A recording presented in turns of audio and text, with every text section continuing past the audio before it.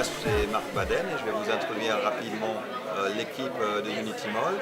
Je suis chercheur au CNRS et j'ai eu le plaisir de collaborer avec Sébastien Outreligne qui est en thèse avec moi et Thibaut Toudiana qui était en stage et qui est maintenant en thèse dans un autre laboratoire. On développe Unitymol pour aider aux gens de se plonger au cœur des molécules et implémenter toute chose basée sur un moteur de jeu avec des molécules. Donc ça peut être un jeu, ça peut être une ressource éducative, ça peut même être une application de recherche. Donc dans ce contexte, Sébastien va vous parler de ses développements.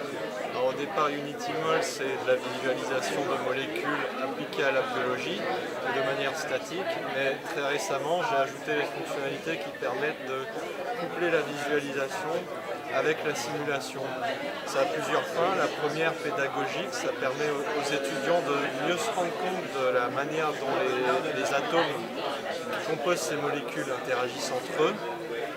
La deuxième fin, c'est de pouvoir intervenir interactivement dans la simulation pour des buts de recherche et ainsi mieux se rendre compte des propriétés sous-jacentes de ces molécules qui sont déterminantes pour qu'elles remplissent leurs fonctions au sein des cellules biologiques.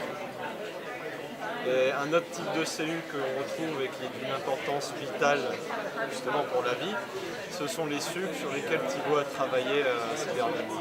Voilà, donc moi on a collaboré en fait avec une équipe de Grenoble qui sont des experts dans le domaine des sucres, des biosciences, et on a développé une nouvelle méthode pour visualiser les sucres de manière beaucoup plus simple.